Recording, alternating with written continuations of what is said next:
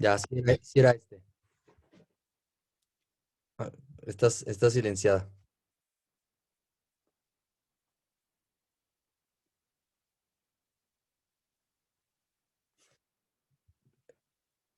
Estás silenciada, Teresita.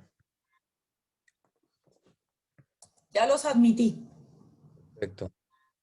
Sí, estaba Ya de... tú estás, ya tú estás de anfitrión, ¿no? Para poder. A ver, O te nombro. no sé, déjame ver. Este, sí. Bueno, buenas noches a todos. Buenas noches. Hola. Buenas noches. Hola, buenas Buenas noches. noches. Buenas noches. Buenas noches. Buenas noches. ¿Qué tal? Buenas Bueno, está noches. con nosotros Javi, Buenas para noches. empezar a Buenas la noches. exposición. Buenas noches. Hola, buenas noches a todos y a todas. Hola, buenas noches.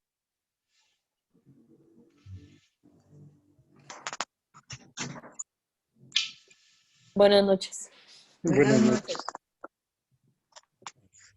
Pues Javi, en el momento que quieras. Ok, tú le vas dando acceso a los demás, ¿no? Sí, sí, por supuesto. No te preocupes. Perfecto.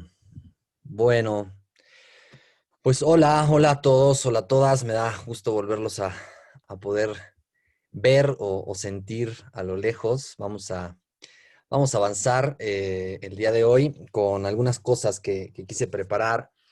Y me aventuré a preparar algunas cosas en la línea también del pretexto del amor y la amistad. Hoy vamos a tocar algunos temas de los adolescentes en esos términos y me quise apoyar de, pues, un poco de la poesía. Me aventuré a la sorpresa de a ver qué pasa, qué produce la poesía cuando la leamos, cuando la compartamos juntos hoy. Y nada más quiero hacer como un paréntesis de advertencia. Creo que ha habido algunos problemas de conexión de ayer a hoy con Telmex, Axtel, creo que también Easy. Yo tengo Easy, entonces por ahí si me trabo, nada más denme tiempo de volver y a ver si me puedo reubicar en algún otro sitio y me vuelvo a conectar, ¿sale? Pero por si me trabo, en algún momento si se ve borroso, tampoco nos angustiemos, lo voy a grabar y de todas maneras trataré de estar al pendiente de sus comentarios, pero bueno, les quería advertir. Y también decir que siéntanse totalmente libres de comentar por el chat cualquier cosa, independientemente de que en el momento me detenga o no. Ahora que pasó la sesión pasada, leí sus preguntas y de ahí es que retomaré algunas cosas hoy. Y también, pues a lo mejor a alguno le incomoda abrir la cámara o abrir el micrófono cuando hagamos la sesión, que hoy sí voy a hacer una sesión antes del tiempo, porque la otra vez me comí tiempo de preguntas. Este, pues si no se sienten cómodos, háganlas por el chat, ¿ok? Entonces, para que de esa manera esto sea un diálogo permanente entre ustedes y yo. Entonces, bueno, voy a compartir a continuación un poco para actualizar lo que estábamos viendo y sobre todo también para las personas que no estuvieron, nada más como, no haré un recuento de todo, pero sí voy a poder como dar algunas, digamos, viñetas de lo que hemos comentado, ¿no? Más que nada, saber o recordar que esta sesión, pues se llama turbulencia, ¿no? Estamos hablando de las turbulencias en el tiempo adolescente en relación al tiempo de pandemia, ¿no? Entonces, bueno, la vez pasada simplemente hicimos un pasaje por algunas cuestiones, hablamos de la revuelta vincular, de cómo se nos pusimos a preguntarnos por los vínculos intrafamiliares, sociales con el otro, ¿no? Y un poco el lugar de la virtualidad a propósito de estos tiempos donde la realidad justamente es la virtualidad, ¿no? Y la manera de cómo estamos trabajando, cómo estamos viviendo, la cuestión que se pone en juego a propósito de la virtualidad, que es la mirada, las formas, ¿no?, de hacer pareja al día de hoy, un poco pensando en cómo los jóvenes se van a inscribir, también se están inscribiendo a un mundo que está cambiando, ¿no? El panorama, por ejemplo, de que el matrimonio ya no sea hoy día el horizonte de una pareja, por ejemplo, a algo necesariamente a alcanzar o a buscarse. De ahí nada más me gustaría hacer una precisión. Estoy hablando de lo que un psicoanalista que se llama Luciano Lutero propone, pero él no propone esto otro que puse alrededor de los tipos de pareja, ¿no? En realidad, él habla más bien, por ejemplo, ahora en este último libro que publicó sobre justamente la pareja en disputa, que se llama, más bien habla de las parejas, por ejemplo, ahora parejas de separados, ¿no? Que dice es una paradoja que la pandemia propició, donde para poder estar con los hijos había que juntarse y poder vivir juntos y otra vez volver a pelear por las mismas cosas. Y un poco las parejas de crianza, ¿no? Que es como parejas donde a lo mejor el amor, ¿no? De matrimonial, digamos, ya no se sostiene como tal, sino que se sostiene más bien el amor por los hijos y es lo que los mantiene unidos, ¿no? Eso lo quiero aclarar porque, bueno, digamos que estas palabras de las parejas híbridas, swingers, son en realidad son más bien etiquetas sociales, ¿no? Por otro lado, hablábamos de la encrucijada entre la adaptación y el nuevo comienzo. Íbamos haciendo analogías ya en relación a la adolescencia en ese sentido. Hablamos un poco de algún libro, ¿no? que él recomendaba. Empezamos a comentar acerca de lo incierto, acerca de las pérdidas. En relación a las pérdidas agregué este fragmento, justo a propósito de que hoy vamos a trabajar con poesía, con un poco de poemas, principalmente de un poeta que se llama Luis Ríos, un poeta español. Eh, y este fragmento me gustó, ¿no? O sea, pensar en las pérdidas, tú quedarás y yo no podré verte, ¿no? Dice, amor más verdadero que la vida, amor más poderoso que la muerte, ¿no? El amor como algo que trasciende, digamos, este tiempo a pesar de las pérdidas. Y aquí solo hago un inserto, agrego algo a lo que había dicho la vez pasada, que es una cuestión en relación a lo que la pandemia nos ha devuelto, ¿no? Para poder pensar. Y es algo a propósito de esta pintura que se llama Los Embajadores, de un pintor llamado Hans Holbein, que un psicoanalista, Jacques Lacan, comenta a propósito de el concepto de la mancha. Y él dice que, por ejemplo, bueno, en este caso la pintura tiene un efecto de anamorfosis. Lo que está abajo es una calavera que solamente, digamos, en un museo, eventualmente si uno se colocara, incluso caminara del lado del cuadro, podría ver el efecto de esta calavera, que implica obviamente el efecto de la imagen, de la muerte, solamente a propósito de esta como afectación óptica, ¿no? Que se produce a partir de la anamorfosis. Pero yo lo traigo porque José Ramón Ubieto, este psicoanalista que estamos también trabajando, dice cómo, por ejemplo, en esta pintura de Los Embajadores, podemos ver a estos hombres, ¿no? Que parecen tener como cierto aspecto de una vida profesional lograda, con unas insignias, ¿no? De un cierto poderío, pero como esa anamorfosis que permite después ver lo que normalmente no queremos poder ver, que es algo del orden de la muerte, algo del orden de lo inevitable, nos golpea, digamos, súbitamente desde una posición particular en la que es inevitable verlo, ¿no? Y es esa mancha que, por ejemplo, hace hoy ver que a los adultos mayores, también pensando en la mancha en el sentido de que a los adultos mayores se les ven, ¿no? Manchas en el cuerpo, manchas en las manos, manchas en el rostro, que dan signo de esa degradación que muestra nuestro cuerpo y que normalmente no podemos ver. O a que el adolescente, por ejemplo, también a veces le cuesta tanto o le puede producir hasta cierto punto a lo mejor algo del orden del horror, ¿no? Pensar, acercarse a ese tiempo donde eventualmente la muerte aparezca. Por ejemplo, hoy sabemos que en el tiempo adolescente justo es el momento donde empiezan a aparecer las preguntas por la eventual muerte de alguno de los abuelos, lo hablaban la otra vez, ¿no? La muerte real hoy de los abuelos, pero también de los padres, ¿no? Es decir, algo del orden de la finitud empieza a ser signo también para el adolescente y la pandemia nos trajo ese golpe a la humanidad, no solo a los adolescentes. De ahí después hablamos sobre la sindemia, el tema de la angustia, que lo vamos a ir trabajando, algunas palabras a propósito de la angustia, ¿no? Para ir como poniendo nombre a lo que estamos sintiendo. Comentábamos algo en relación a esto, diciendo que no hay que patologizarlo, ¿no? Sino que simplemente hay que verlos como un signo del malestar.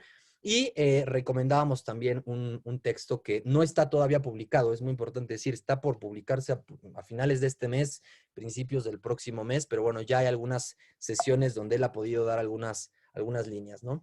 Y entonces empezamos nosotros a construir las propias coordenadas de esto, ¿no? Coordenadas que yo les proponía como en este navío, en este viaje, que quién sabe a dónde nos lleve, ¿no? Pero que vamos a ir poniendo algunos acentos en algunas cosas para poder pensar qué están viendo como proyección, como perspectiva, la perspectiva de los adolescentes, ¿no? Es decir, desde dónde están siendo vistos y desde dónde están mirando el mundo los adolescentes hoy. Y bueno, sobre esto empezamos a hacer algunas reflexiones, hablábamos de cómo se amputa, la cuestión de la socialización, ¿no? Una palabra fuerte, ¿no? La amputación, ahora la vamos a llevar un poco más a profundidad, pero nos quedamos por acá, ¿no? Es decir, la cuestión de cómo construir este extrafamiliar, ¿no? Saber que hoy para el joven, más allá de que decíamos algunos, para la joven, algunos están tranquilos dentro de lo que puede ser estar tranquilo, dentro de lo que cabe, puede uno verlos eventualmente, digamos, estudiando, estando, trabajando en la escuela, ¿no? Quizá otros la están sufriendo de otras maneras, ¿no? Y decíamos, quizá un punto donde uno puede poner el foco de la atención es el cuerpo, ¿no? El cuerpo como un lienzo, decíamos, un lugar donde el adolescente puede dramatizar conflictos, puede dramatizar cosas que no puede apalabrar, que puede de alguna manera encontrar por la vía del cuerpo resolver algo que lo angustia, que lo afecta. Y decíamos que ante estas manifestaciones eventuales que uno pueda ver en un hijo o una hija, no habría que patologizarlo, ¿no? Sino que más bien habría que darle un lugar, escuchándolo, mirándolo, y si eventualmente no hay lugar para poder apalabrarlo entre un padre y un hijo, una madre, una hija, ¿no? Una madre, un hijo, entonces buscar ayuda, en el sentido no de porque haya una patología, sino porque a lo mejor se necesita un tercero, un interlocutor, que dé cuenta, que dé palabra, que ponga lugar a las palabras para ese adolescente respecto a lo que está diciendo, respecto a lo que está, digamos, expresando a partir del cuerpo, ¿no? Y entonces acá empezábamos la vez pasada, acá llegué. Eh, esta es una recomendación que puedo hacer de una serie que está en Netflix que se llama Distanciamiento Social, tiene varios capítulos, pero particularmente creo que hay dos capítulos que puedo recomendar muy importantemente para pensar esto que estamos trabajando de los adolescentes. El primero, que tiene que ver con la imagen de esta chica que está acá conectada, es todo es deprimente ahora, ¿no? Podríamos pensar como una frase que a lo mejor hay algún adolescente nos podría arrojar eventualmente a partir de lo que estamos viviendo. Y es interesante el capítulo. Y el segundo, Pompa y Circunstancia, que es esta otra imagen de abajo a la derecha, que es de un joven que se pone como a protestar con su jefe, que van a hacer un evento en tiempos de pandemia, pero afuera están haciendo protestas justamente como para defender los derechos y defender una serie de cosas que a los jóvenes hoy sabemos que les interesa también poder tomar parte y voz, ¿no? Partícipes de estos actos políticos incluso, ¿no? Y entonces esta otra también nos va a permitir, esta de todo es deprimente, nos va a permitir identificar, por ejemplo, cómo los adolescentes han encontrado una afuera, ¿no? Déjenme nada más silenciar porque creo que por acá hay alguien que no está silenciado. Voy a silenciar rápidamente. Ya está. Es la cuestión de cómo hay una afuera virtual, ¿no? Y esta chica se conecta por medio de un videojuego que se llama, en la vida real, VR Chat, ¿no? Donde por medio de una especie pues de realidad virtual está uno construyendo un avatar, ¿no? Los avatars que tienen que ver con una especie de personajes que uno puede construirse a su modo, y que a veces los avatars pueden como tener ciertos rasgos de lo propio, ¿no? O sea, parecerse al joven o a la chica, pero puede también tener como otro tipo de atribuciones, como alguien gigante, como alguien muy pequeño, alguien que es un joven, puede ser una joven jugando en VR Chat. Eventualmente, digamos, uno puede construirse un cuerpo, ¿no? Armarse algo que ahorita vamos a ver en relación al cuerpo, creo que es muy importante para pensar. Y lo interesante también es que, al menos lo que plantea la serie y que por lo que he podido investigar, digamos, no me he metido a jugar, sino que más bien es como algo en donde se encuentran con jóvenes de todo el mundo, ¿no?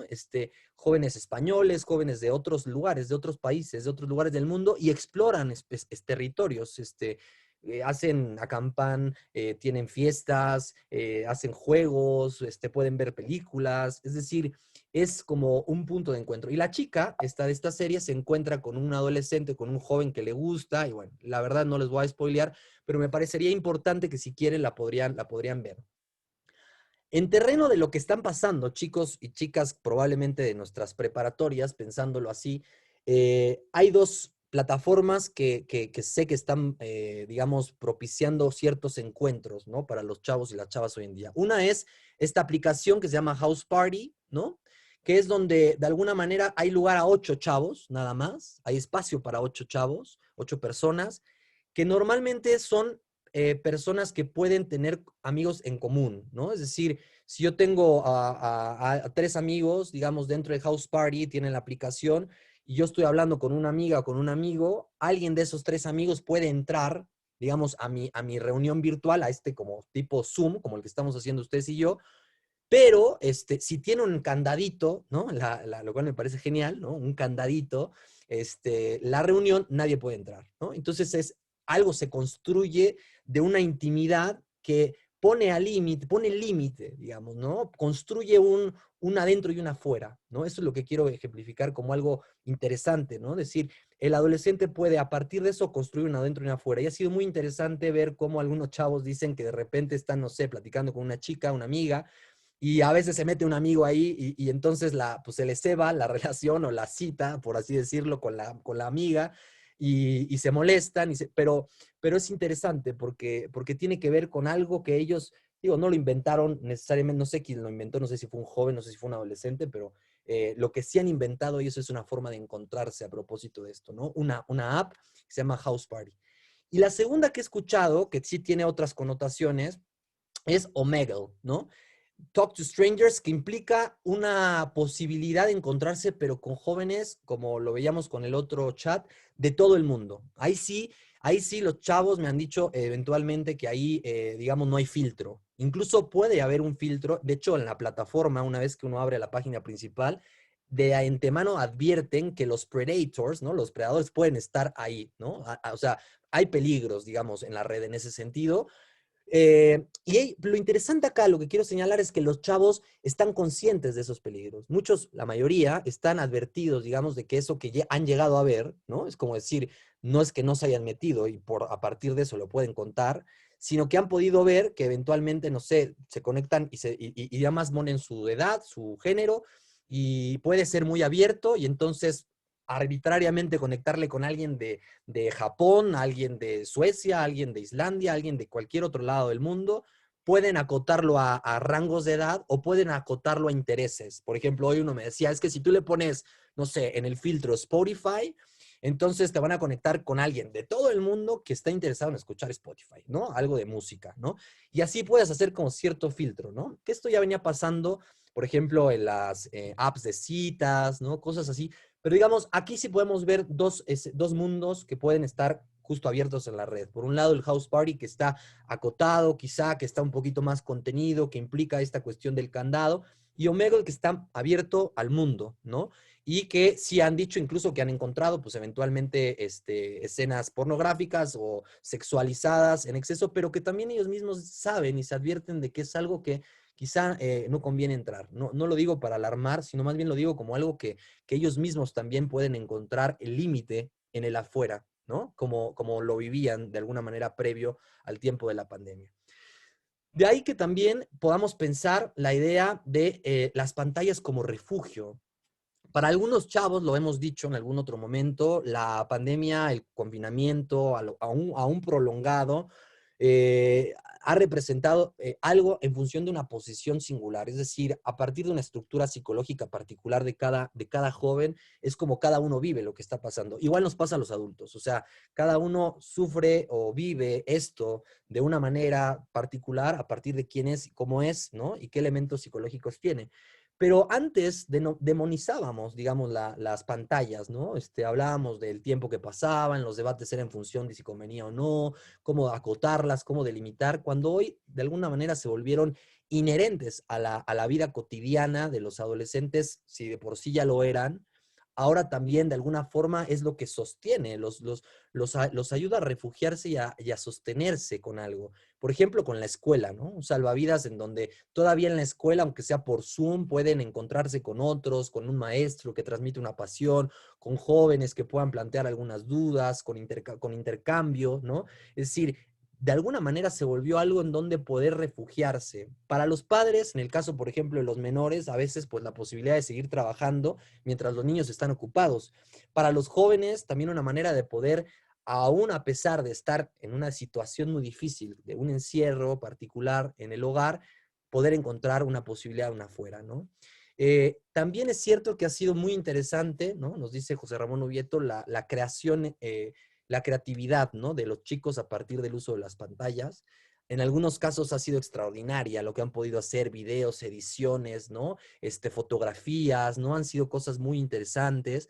Pero por otro lado, podemos encontrar también que hay otras pantallas, ¿no? Un poco lo que decíamos con House Party y Omegle, ¿no? Podemos encontrar de un lado una cosa, por otro lado podemos también encontrar pues estas pantallas que producen un aislamiento dentro del aislamiento, ¿no? Que al mismo tiempo, digamos, refugian en un sentido quizá destructivo. Por ejemplo, hablaba la otra vez en esta noticia, días antes de la plática que tuvimos, donde a una mujer italiana de 48 años la estaban investigando por haber inducido, probablemente por medio de unos TikToks, un suicidio de una chiquita de 10 años. Y y cómo hay ciertos grupos, ciertos espacios en Facebook, en distintas redes, en distintas plataformas, blogs, donde se pueden ofrecer otro tipo de identificaciones para los chavos, ¿no? O sea, en el sentido de, por ejemplo, no sé, grupos de anorexia, grupos de bulimia, que empujen algo del orden del suicidio, los famosos challenges, ¿no? Los retos, ¿no? Que justo esta mujer italiana tenía que ver con un reto justo de producirse al punto casi de la asfixia, ¿no? Y también, bueno, lo que ya también habíamos dicho en algún otro momento a propósito de la pornografía como una manera de iniciación sexual desde el 2015, avalado por la OMS, ¿no? Pero que ahora, pues de alguna forma, preguntándonos por de dónde está la sexualidad hoy para los adolescentes, ¿no? ¿Cómo está ese encuentro de la sexualidad hoy para los adolescentes? Podríamos decir que también en muchos casos, bueno, se ha tenido que tornar ante la imposibilidad de encontrarse con los otros a una cuestión de un goce solitario, ¿no? Pornográfico en el sentido de sostener un goce de la mirada, ¿no? Y lo masturbatorio, ¿no? Algo que de alguna manera es como un repliegue hacia el cuerpo propio, ¿no? Entonces, de ahí que, bueno, podríamos plantear en cada caso cómo se está jugando esto de refugio o pantalla de la pantalla, ¿no? Algo que sea alivio, pero que también podría eventualmente implicar cierto riesgo para una fragilidad en un chico o una chica que tenga una estructura psicológica frágil de precedente al tiempo de pandemia, ¿no? Recordemos que estamos hablando de muchas cosas que desde antes de la pandemia podían precipitar o no cosas en un hijo o una hija, ¿no? Esta cuestión del lockdown, del encierro, da a pensar, ¿no? Nos dice Mónica Borsheimer también, dos acepciones del control y la seguridad, ¿no? El control como el confinamiento, de lo que nos haría pensar también en los presos, a los que se les controla, ¿no? Para no salir, y la seguridad que hace tener que hacer sentir segura a la población. Pero estos dos conceptos producen cierta alergia al adolescente, ¿no? Es decir, ¿cómo el adolescente puede vivir la experiencia de algo del orden del control, de la delimitación, de su movimiento, de su corporalidad, de su espacialidad, de su relación con el otro, solo asumiendo la idea de que hay que hacerlo también para poderse cuidar y protegerse a sí mismo y a los demás, ¿no? Y eso creo que lo han recibido bastante bien, bastante interesantemente bien, la mayoría, la gran mayoría de los chicos y las chicas de alguna forma lo han podido asumir. Pero también de pronto pueden sentir que el otro es como una especie de titiritero que les resta cierta posibilidad de autonomía, sobre todo cuando encuentran en el adulto con el que viven inconsistencias respecto a las medidas, por ejemplo, sanitarias, ¿no?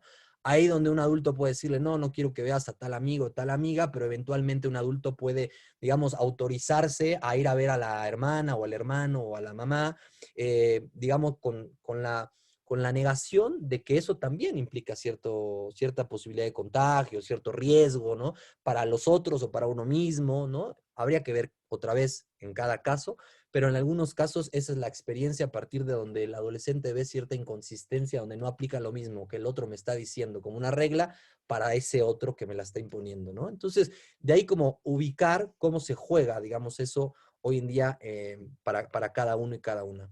Luego la cuestión de, bueno, la distancia, ¿no? Que en México con nuestros juegos de palabras que siempre jugamos, está Susana, ¿no? Susana distancia, que también nos hace pensar en cómo a partir de la distancia podemos encontrarnos con el otro, cómo a partir de la distancia podemos hacer también una presencia, pero también cómo podemos hacer hoy que estamos encerrados con los otros, compartiendo un espacio durante un tiempo tan prolongado como ha sido ya un año, cómo hacer distancia con los miembros de una familia, con los hijos, cómo posibilitar que haya ese espacio de distancia entre unos y otros, cómo dentro del espacio que se comparte puede delimitarse una dentro y una afuera, independientemente de no poder salir, ¿no? Y cómo habilitar también la presencia aún en la distancia. Es decir, no hay que confundir el cuerpo con la presencia, ¿no?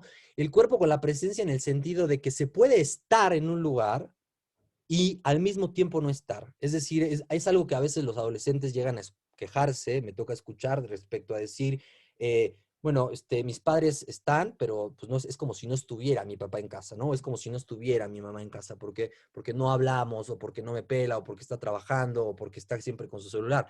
De hecho, algo que decía a propósito de esta investigación dentro de la prepa, les decía hace tiempo, el semestre pasado, como una de las cosas que llama la atención es cómo los adolescentes denuncian, ¿no? Y el uso también de los dispositivos por parte de los padres de manera importantemente incrementada en este tiempo, ¿no? Entonces, ¿cómo habilitar la presencia también aún a la distancia, ¿no? ¿Cómo posibilitar el encuentro?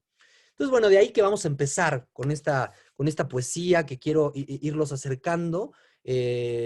Y vamos leyendo y vamos viendo y vamos sintiendo y vamos justo creando ese encuentro entre ustedes y yo y entre todos, ¿no? Es decir, y este poema de Luis Ríos que dice, si la distancia solamente fuera, dice así, si la distancia solamente fuera el mar extenso en medio de dos cuerpos, un barco haría el amor para surcarla, pero no solo el mar, distancia es tiempo, que es más grande que el mar, no permanece como el espacio inmóvil, va creciendo, distancia más distante cada día, hasta que el mundo se haga gigantesco para que nunca vuelvan a estar juntos el hombre y la mujer que se quisieron. Me gusta porque distancia es tiempo. Distancia no solo es espacio, es tiempo. Y el tiempo vamos a tener que pensarlo en relación al adolescente de una manera muy particular. La espacialidad y la temporalidad están afectadas para todos, pero para el adolescente también. Y bueno, vamos a ir poniendo ahí, ¿no? Viñetas, vamos a ir poniendo poemas, vamos a ir poniendo palabras, pero hay que pensar cómo se está construyendo este tiempo entre ustedes y sus hijos, cómo se está creando el adolescente un tiempo de su tiempo adolescente más allá de la edad y la cronología evolutiva, ¿no? Que hoy lo afecta, lo golpea, ¿no? Sin poderlo evitar. Entonces, de ahí que hay una cierta experiencia de desamparo, ¿no? De intemperie. Hablábamos la otra vez de los rituales, ¿no? ¿Cómo es que estos jóvenes, ¿no? ¿Qué va a pasar, ¿no? Con los ideales de estos jóvenes. ¿Qué va a pasar con ciertos ideales que no solamente van a quedar como lo que normalmente es un ideal, ¿no? Que funciona como una especie de horizonte al que uno debe advertirse que nunca necesariamente va a llegar? Es más, los ideales están emparejados con el fracaso, en el sentido de que en tanto ideales son inalcanzables, pero está bien. O sea, es algo que vectoriza, es algo que orienta, es algo que, como el mar, es un horizonte al que uno sabe que nunca va a llegar, pero de alguna manera nos pone un punto de llegada, nos pone un trazo, un sueño. Pero en el caso de ellos ahora, hablábamos de que muchos no solo han postergado eso, sino que no va a estar más, ¿no? Hablábamos de los que ya vivieron de mayo, junio, julio, el pasaje de la preparatoria a la universidad, ¿no? De esto, la cuestión de las graduaciones, la cuestión del viaje de graduación, ciertos ritos, ¿no? De pasaje importantes que de alguna forma no están. Entonces, cómo van a transitar, ¿no? Y me lo pregunto genuinamente, ¿no? O sea, cómo van a transitar y cómo la sociedad, cómo los otros, cómo los adultos, cómo las instituciones vamos a posibilitar acompañar ese tránsito por algo del orden del ritual, ¿no? Que de ese pasaje, que ahora vamos a ver también dándole otra vuelta al tema del pasaje, al tema del rito de pasaje en relación al adolescente. Recuerden que aquí están solo puestas las coordenadas y mi propuesta es que las coordenadas las pongamos para que ustedes me digan, Javier, vámonos para acá, vamos, jala el timón para acá, nos llevamos para acá, vamos a discutir, aquí nos detenemos. Es solo una serie de reflexiones muy puntuales. Obviamente, ante lo traumático, ante toda experiencia traumática, todos queremos saber qué está pasando, queremos saber qué va a pasar, pero hay que entender que estamos en un tiempo de comprensión, ¿no? Un tiempo de tratar de comprender algo, el orden de lo que estamos viviendo. y estamos aprehendiendo, ¿no? Con H intermedia, de apropiarnos de algo de toda esta experiencia, no solo en el sentido teórico, ¿no? En el sentido de la experiencia. Porque en esta situación traumática nos plantea como la pregunta, ¿no? Y otra vez aparece lo que hablábamos la otra vez, las recetas. En el sentido de las recetas de cocina, decíamos la valiosa experiencia del pasar la receta de mano en mano, y esa experiencia también es la experiencia de la voz que me cuenta o que me dice una historia de quién hizo esa receta, y entonces nos afilia y nos enamora de lo que hacemos y nos sale el platillo de maravilla.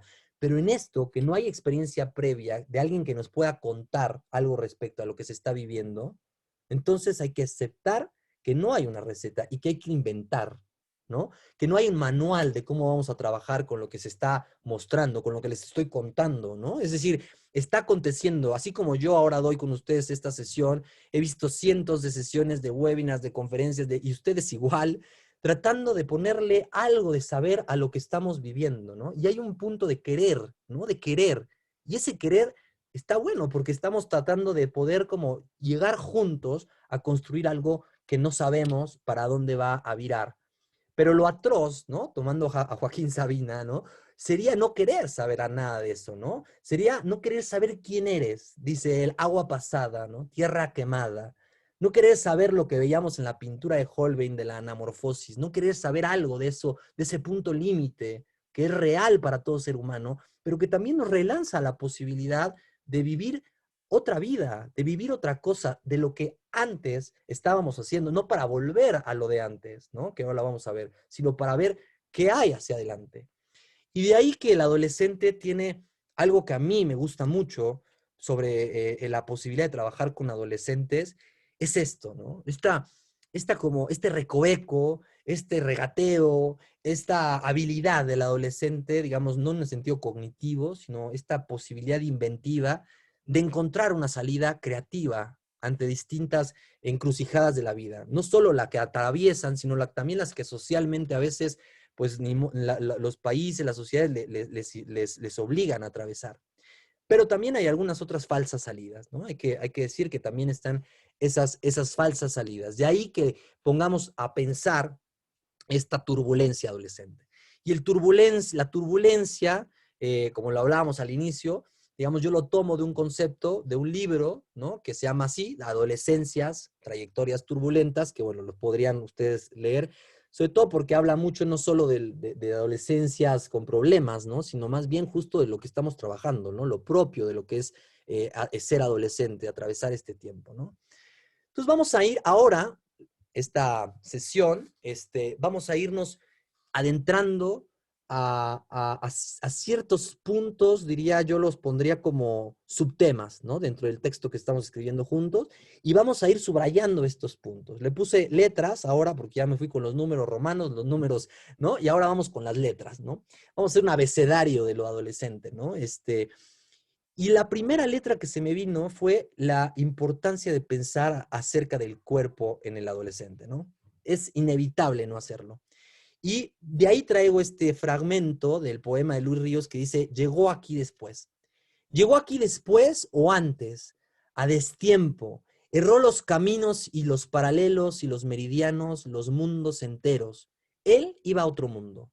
Llegó aquí extranjero, extranjero fue de sus palabras y de sus silencios, de todas sus horas, de su mismo cuerpo. El adolescente tiene esta experiencia de lo extranjero en sí mismo, de lo que le es propio y ajeno al mismo tiempo. El crepúsculo del que nos habla Víctor Hugo de decir el amanecer y el anochecer en el tiempo del encuentro con un nuevo cuerpo, que es y ya no es el cuerpo del niño, que es y no es aún el cuerpo del adulto, y está en un punto de eclosión de una ruptura de un cascarón de un huevo, ¿no? Como la imagen, y que de alguna manera también marca otra vez esta cuestión de lo asincrónico del tiempo, ¿no? No hay una sincronicidad en el tiempo respecto a cómo pasa esta experiencia del cuerpo en cada adolescente. Y pongo un fragmento que me encanta de un amigo mío, poeta, se llama Luis Ernesto González, que tiene un poemario muy lindo, que también haré algunos recortes, y dice en una frase de un comentario, un poema de la juventud, dice, se destruye la casa de los niños alargando los huesos. Fíjense qué bonito, ¿no? Se destruye la casa de los niños alargando los huesos. Hoy un joven me decía, terminando una sesión, me decía, siento que estoy, algo en mí está cambiando porque pude romper el molde de lo que ha sido mi padre, ¿no? Romper el molde, ¿no? Es decir, algo del molde, algo de lo que amolda un cuerpo, hay que romperlo para poder salir, para poder emerger, ¿no? Y esta cuestión de alargar los huesos, piensen ustedes en cuando la ropa deja de quedar, cuando un zapato ya no entra, cuando uno está en un espacio y ese espacio le queda chico, ¿no? Aparece la incomodidad, aparece la incertidumbre, aparece la angustia también, ¿no? De decir qué está pasando con este cuerpo, ¿no? Un cuerpo enigmático, un cuerpo que plantea más preguntas que respuestas, un cuerpo que es erogenizado, que es erótico, que ya no es el cuerpo del niño que podía fantasear con ciertas cosas, es el cuerpo que hoy puede hacer, que puede encontrar incluso un encuentro con el otro sexo y que le produce al adolescente muchas veces, también les produce miedo. Una chica hablaba hace poco conmigo a propósito de eh, la relación tan particular que tiene, por ejemplo, con algunos chavos pues, con los que se relaciona. Y de alguna forma lo que muestra es una relación como muy del orden de la ternura, del orden del abrazo, del cobijo, de la caricia, pero no del encuentro sexual, ¿no? Es decir, como que hay un punto de detenimiento ante esa experiencia de encuentro con el otro, porque encontrarme con el otro cuerpo me implica el riesgo de la pérdida, me implica el riesgo de que el otro se niegue a ese encuentro, que no me responda, que no me responda de la forma en como yo pensaba, ¿no? Como yo deseaba, ¿no? De ahí que el tiempo adolescente sea un tiempo tan ligado a las toxicomanías muchas veces, ¿no? ¿Qué quiere decir? A las adicciones o a estas cuestiones, porque a veces es a partir de esta dificultad de no saber qué hacer con el cuerpo propio que se encuentra otro partener, digamos, otra pareja, se hace pareja con algo, ¿no? Con un objeto. Hoy se habla de adicciones generalizadas, no solo adicciones a las sustancias, sino de un modo particular de relación con un objeto o con un otro, donde puede ser tanto adicto a un sujeto como adicto a un objeto, ¿no? A un trabajo, a una relación, a un celular, ¿no? A las apuestas en los jóvenes, pero que tiene que ver con la pérdida, con jugársela en ese arriesgue de también no querer perder nada, ¿no? Es como estos adolescentes que lo hablaré también acerca de la desarticulación de la sexualidad, pero que también mucho, bueno, les decía la vez pasada, el ejemplo de un chavo que dice ahora, ¿no? En la pandemia, ¿quién querría tener una pareja, ¿no?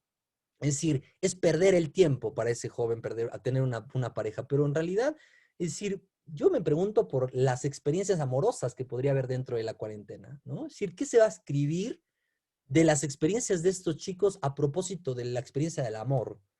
Sabemos que se ha deserotizado para ellos mucho, sabemos que se ha afectado, pero también a veces eso es un repliegue, ¿no? De no poder arriesgarse. Otro por ahí decía, otro le contestaba, no, no, a mí me gusta tener por Skype sesiones con alguna amiga, encontrar y mostrarme, ¿no?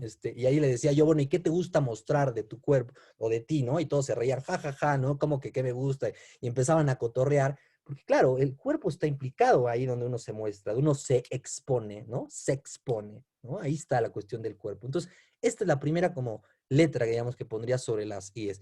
Y traigo un recorte de una novela, hoy jugaremos con la poesía y la literatura, la novela de Aurora Boreal de Asa Larsson, y dice algo muy lindo, fíjense, por las mañanas su cuerpo se despierta mucho más temprano que ella. La boca se le abre ante el cepillo de dientes, las manos le hacen la cama, las piernas la llevan hasta el instituto, piensen hasta la prepa, ¿no? A veces se queda de pie en medio de la calle, preguntándose si no es sábado, planteándose si de verdad tiene que ir al instituto. Pero es curioso, sus piernas siempre tienen razón. Llega al aula correcta el día correcto, a la hora correcta. Su cuerpo se las apaña bien sin ella, ¿no? Esta cuestión de la experiencia de lo extranjero del cuerpo. Hay adolescentes que dicen, mi cuerpo soy yo. Hay otros que dicen, tengo un cuerpo, ¿no? Pero hay otros que tienen una relación como si el cuerpo fuera otro. De hecho, Jacques Lacan, un psicoanalista francés, dice que el otro es el cuerpo, es la alteridad absoluta. Es de eso de lo que a veces poco podemos también saber, que nos invade cuando nos angustiamos, que nos enfermamos y no entendemos qué es, qué pasó, ¿no?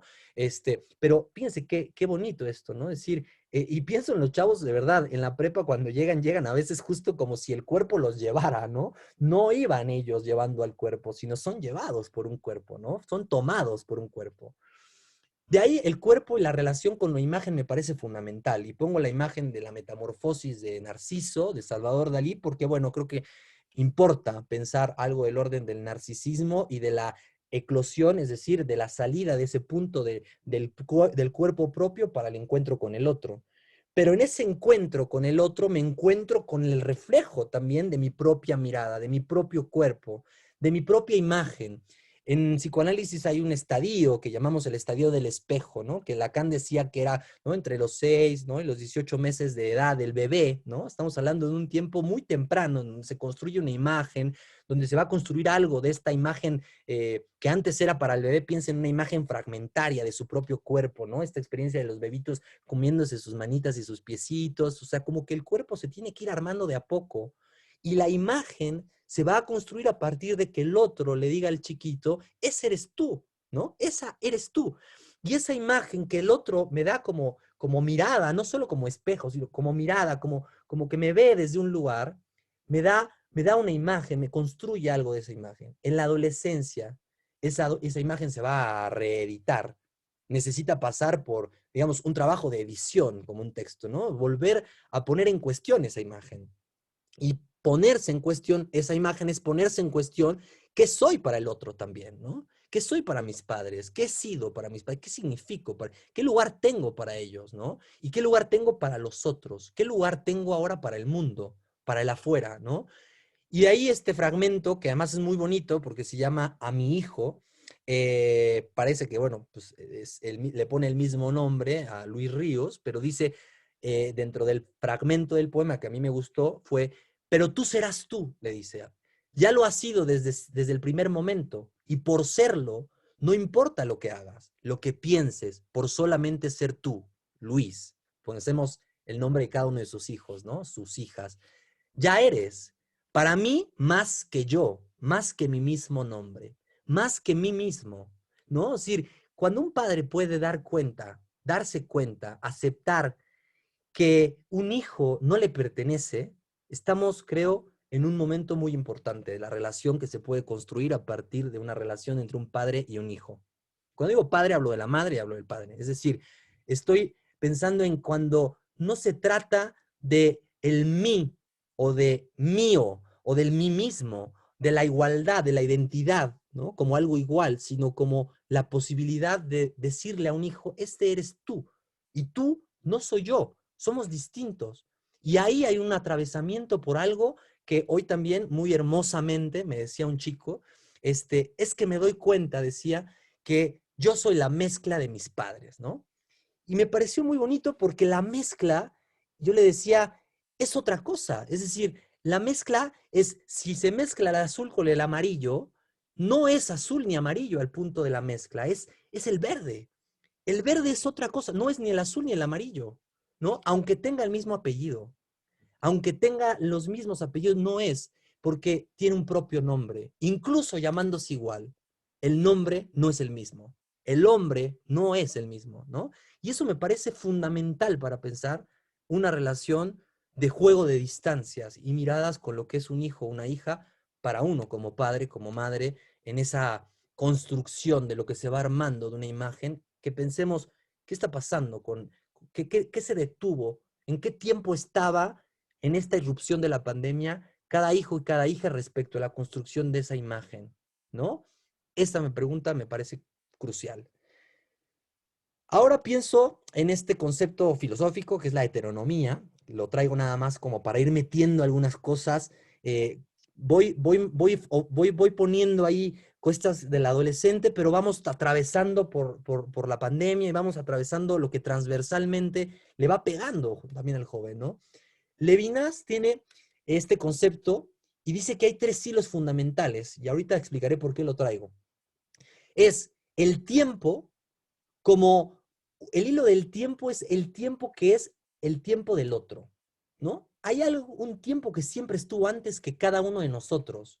Y dice, y ese tiempo también nos va a enterrar. Esto lo traigo de una conferencia que escuché de una filósofa que se llama Silvana Rabinovich, se la recomiendo mucho, se llama Exilio y Pandemia, y hablará de una población en Palestina que se llama Gaza, que ahora vamos a comentar algunas cosas de Gaza a propósito de un conflicto bélico, ¿no? Con Israel, y que habla de cosas del exilio, y ya me ha hecho pensar cosas de la pandemia, porque ella lo trabaja ahí, pero también del adolescente me hizo pensar, ¿no? El tiempo es el tiempo del otro, ¿no? El lenguaje nos fue dado, ¿no? Es decir, y Borges tiene un poema del Golem que dice, esta red sonora de antes, después, ayer, mientras, ahora, ¿no? Derecha, izquierda, yo, tú, aquellos, otros, ¿no? Es decir, nos fue dado, le pertenece a otro. Yo hablo con palabras de otros, estoy hablando de las palabras de Rabinovich, las palabras de Levinas, le pongo lo mío, le pongo lo de Lutero. Hablamos con palabras dadas por el otro, encontradas a partir de la relación con el otro. Y en cada palabra que podemos decir, agradecemos lo que podemos decir. La palabra propia, en algún sentido, es cuando uno asume la responsabilidad de lo que dice, ¿no? A partir de asumir las consecuencias de lo que está diciendo y de lo que está haciendo, y en efecto, ahí está algo que para el adolescente es crucial, porque el adolescente está en un tiempo de tomar el timón de la vida, ¿no? De tomar la palabra propia, de apropiarse de este chavo que dice, no soy ni mi padre ni mi madre, ¿qué soy? ¿No? Y él le preguntaba así, decía, ¿quién soy? ¿No? Él les preguntaba, y aquí lo tengo, ¿quién soy? ¿Por qué soy? ¿Para qué voy? Decía, ¿no? Fíjense, qué existencial, ¿no? O sea, la pregunta es muy importante porque justo eso no es propio, ¿no? Pero al mismo tiempo puedo construir algo, ¿no? Y de alguna manera nos plantea la idea de la filiación, o sea, no somos, es que hoy lo planteo porque la vida hoy le dice a los chavos que se pueden autoconstruir un futuro, ¿no? Que depende de ellos, que impossible is nothing, ¿no? Dice el marketing, que lo pueden todo. Y este chico decía, es que hay que reconocer los límites del no poderlo todo. Y no está mal. Y saber que de alguna manera estoy en una deuda simbólica con el otro que fue alguien que me antecedió, que me dio un nombre, que me dio un apellido, que me dio un lugar, que tengo una historia, ¿no? Es tan fundamental trabajar esto con los adolescentes en materia, por ejemplo, de pensar, lo vamos a ver con la vocación, ¿no? Esta cuestión de cómo están filiados a un otro. Hoy muchos desconocen absolutamente a veces el nombre y el apellido de sus primos, de sus tíos, de sus abuelos, bisabuelos, pero a veces en ese pasaje es muy interesante lo que van descubriendo, ¿no? Ah, este se casó con él, ah, esta se divorció con él, ah, ¿por qué ya no están juntos? Ah, y entonces, ¿qué lugar tengo yo en todo esto, ¿no? En este rompecabezas, ¿no? ¿Qué pieza ocupo yo, ¿no? ¿Cuál soy? Entonces, también el tercer punto de Levinas es el sujeto, ¿no? Somos la especie más vulnerable de la naturaleza, ¿no? En psicoanálisis decimos el desamparo original, constitutivo de este nacimiento, donde necesitamos del otro para podernos alimentar, para podernos sostener, ¿no? Y darnos cuenta de que no hay que pecar de soberbios, ¿no? Pensando que lo que somos o lo que nombramos es nuestro, porque ni siquiera nuestro propio nombre lo pudimos adoptar, ¿no? O sea, lo pudimos imponer en nuestro propio cuerpo, ¿no? El nombre propio, dice Rabinovich, no tiene nada de propio, ¿no? Nos fue dado por el otro. ¿Por qué planteo esto? Porque hoy es tan fundamental pensar justamente esta importancia del lazo y del cuidado del otro, de lo que nos es dado, ¿no? De no restregar eso, ¿no? Con las culpas, con los reproches, ¿no? Porque hoy estamos en una experiencia de desamparo, de alguna manera, a propósito de esta pandemia, ¿no?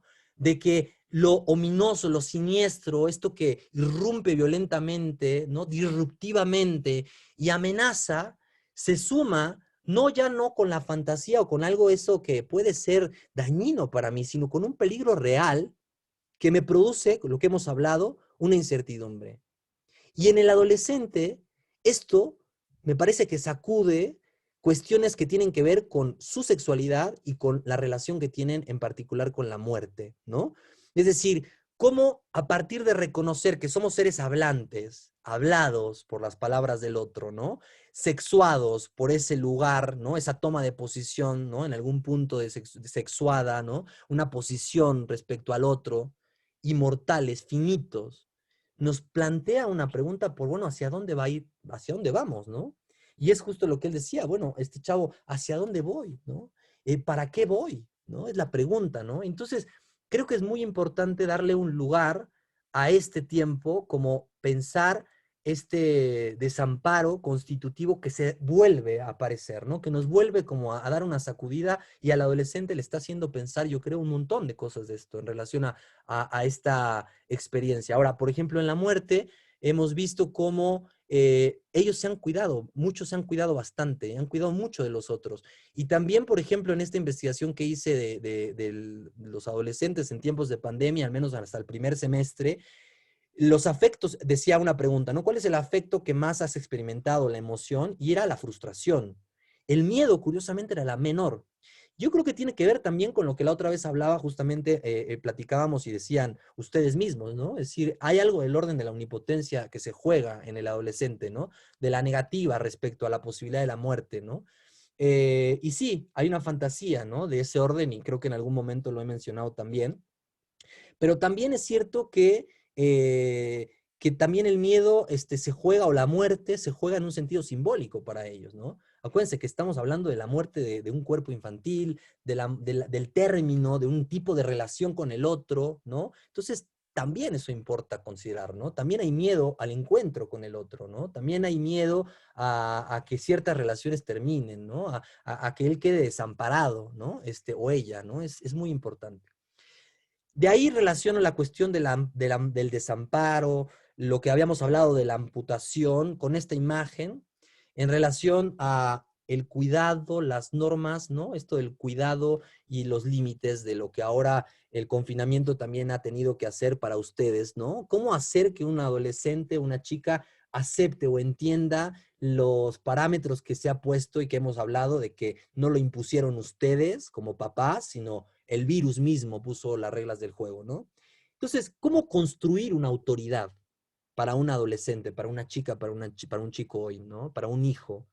¿Cómo construir una autoridad? Y me parece que una coordenada muy importante que José Ramón Ubieto da en relación a esto es la autoridad como cuidado y como respeto. En el sentido de que, por ejemplo, el respeto es algo que el adolescente demanda todo el tiempo. Incluso, ¿no? Juan Mitre, un psicoanalista, también lo dice así, lo demandan el respeto incluso con falta de respeto, ¿no? O sea, te pueden estar faltando el respeto pidiéndote respeto, pero hay una demanda de respeto. Y hoy creo que es un tiempo para poder pensar justamente cómo, a propósito de aceptar esa vulnerabilidad de la que hablábamos la otra vez, cuando hablábamos de esta preocupación, ¿no? Que expresaba uno de ustedes respecto yo tengo miedo, ¿no? De que él salga y no sé si él tiene esa posibilidad de aceptar y cuidarse a sí mismo, cuidar de nosotros. Hablábamos del duelo, de la esperanza que ustedes planteaban en sus preguntas. Bueno, a partir de esa experiencia de sabernos vulnerables, hay una oportunidad hoy en día, creo, para crecer en materia de poder ejercer esa responsabilidad de cuidar al otro, ¿no? Responsabilidad no por una sobreresponsabilidad en el sentido de una imposición de deber hacer por el otro, ¿no? Sino de cuidar mi relación con el otro, no cuidarme del otro, como lo hemos dicho, sino cuidar del otro y cuidar al otro y cuidarme con el otro y para el otro, ¿no? Y me parece una manera de leer esto, ¿no? Es un tiempo para poder pensar y trabajar eso con los hijos. Y esta escultura, que disculpen la imagen borrosa porque la verdad no la encontré en ningún otro sitio, en realidad la propone Silvana Rabinovich en esta conferencia que les digo, es de una escultora francesa que se llama Louis Bourgeois. Es preciosa esta escultora, tiene unas esculturas en relación de las arañas, son muy famosas, son impresionantes, plantean como la relación de la madre con los hijos, ¿no? Pero en esta ocasión la escultura no es de las arañas, sino de esta escultura que tiene como una mujer amputada de un brazo, con una pierna coja, y con un niño, ¿no? En la parte de abajo, y cubierta, ¿no? Por una campana de cristal. Podríamos decir que estamos de alguna forma encima con esa campana que protege, pero que al mismo tiempo, dentro de cada hogar, hay algunas mujeres muy vulnerables que han sido mutiladas, amputadas, por ejemplo, de su vida laboral. recientemente, un par de días, digo, no solo lo digo porque en carne propia lo hemos experimentado. O sea, mi esposa se tuvo que salir de trabajar, por ejemplo, ¿no? A propósito de poder cuidar de nuestro bebé, ¿no? Y ayer leía un artículo que decía que se retrocedió una década en los avances de lo que era la incorporación laboral de las mujeres en América Latina, ¿no? Es decir, una década de lo que se había logrado para muchas mujeres, piensen en las cuidadoras primarias, piensen en la gente, personal sanitario, médicos, o mujeres solteras que tienen hijos. Es decir, esta cuestión que nos ha puesto a todos también a pensar, ¿no? La desigualdad, la cuestión del género, muchas cuestiones, eh, también es una amputación, ¿no? Una amputación de quién cuida de eso, ¿no? ¿Quién cuida de esa mujer que está dentro? Yo digo acá en mi casa, pues yo, ¿no? O sea, como hombre, como marido, como pareja, pero no todos tienen eso, esa posibilidad, ¿no? Y yo creo que eso es algo también importante a destacar. Me parece, a mí me surgió al hacer esto una pregunta por el lugar de las mujeres en todo esto, porque no necesariamente los hombres hoy se podrían dar la posibilidad de eventualmente renunciar, por ejemplo, por una cuestión del salario, ¿no? La diferencia también ahí está puesta hoy socialmente. Y de eso también los chicos se dan cuenta, ¿no? De eso también los chicos pueden dar cuenta. Y lo veo, pienso en muchas colegas maestras, ¿no? Que han sufrido y que en muchos trabajos les han dicho, bueno, pues arréglatelas como puedas, ¿no? Esta crisis humanitaria también, ¿no? De alguna manera que estamos viviendo. Entonces, en este turbulento pasaje, cómo el adolescente, la chica, el chico va a ir pasando de un lugar a otro, ¿no? Estas plantitas me gustaron porque es como algo de lo evolutivo que va creciendo, pero que también va cambiando de lugar. Los pasajes marcan cambios de lugares, marcan un lugar de un lugar a otro. No va a ser el mismo, no es que yo haga un pasaje quedándome donde estoy y me teletransporto a otro cuerpo, a otro tiempo. No, es que necesito moverme. Necesito de alguna manera hacer un movimiento de un lugar a otro, de un espacio, dejar a otro espacio, abandonar, ¿no? Un espacio vital para llegar a otro espacio, que puede tener otras condiciones, pero son tanto importantes para la chica y el chico como para la familia.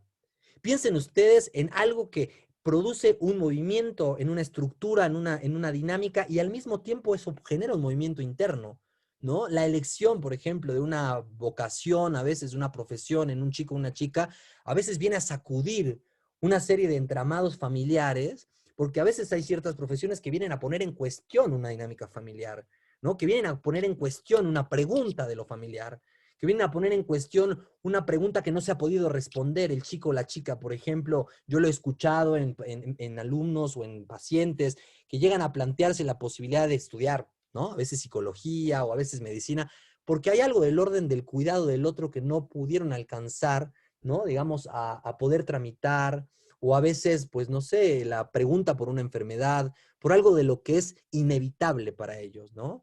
Que no pueden ellos delimitar por sí mismos, por sus propios medios. Y entonces la pregunta por la profesión moviliza, ¿no? En ese sentido, para poder tratar de encontrar algo del orden de una respuesta. No porque esté bien o mal esto que estoy diciendo, no es una buena o mala razón para elegir una profesión, pero a veces eso empuja, ¿no? Al adolescente a precipitar ese pasaje, ¿no? Pero entender que el pasaje es un movimiento de lugares. La siguiente palabra que se me ocurría, importante, es el duelo. El duelo, que además es algo que ustedes dijeron, que lo pusieron sobre la mesa y es obviamente es importante en este tiempo, y lo voy a tratar de entrelazar con lo relevante para el adolescente. El duelo lo hemos hablado desde esta perspectiva de Arminda Verasturi en un texto que se llama La adolescencia normal, y ella dice que hay como 3 duelos que atraviesa el adolescente, ¿no? Por el cuerpo de la infancia, ¿no? Por ese lugar infantil ante la mirada de los padres, y por esos padres, y ahí están ustedes implicados, ¿no? Los padres de la infancia tampoco pueden ser los padres de la adolescencia, no pueden ser, son y no son, ¿no?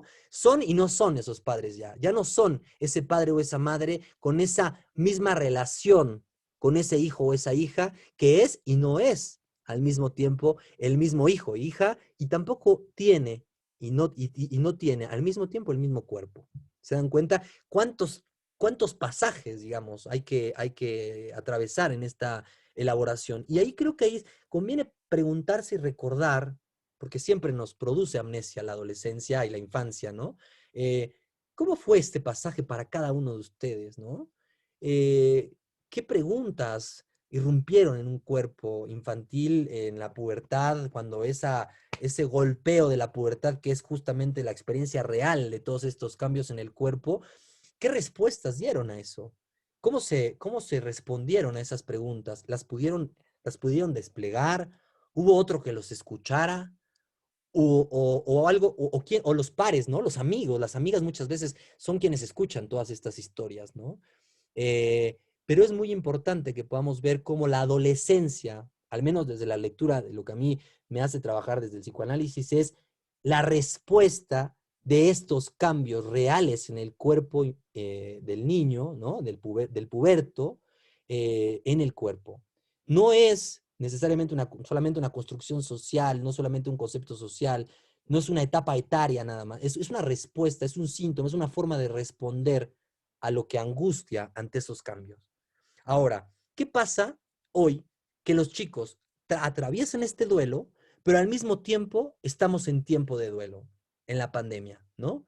Entonces, ahí yo me valí de algo que me gustó mucho de José Ramón Ubieto en una entrevista que dice, ¿qué hacer y qué no hacer ante este tiempo de duelo? Y esto va mucho en la línea de lo que preguntaban la otra vez sobre, bueno, cómo hacer para ayudar a un adolescente o ayudarnos, ¿no? Los adultos, los niños, los adolescentes, a atravesar un duelo, a pasar por un duelo en este tiempo de duelo, y qué conviene no hacer.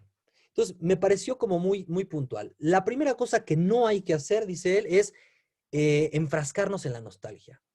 En esta cuestión, esa posición negacionista de decir, vamos a poder volver al momento de antes, ¿no? De que todo esto rompiese, ¿no? Que todo esto explotara en nuestra realidad.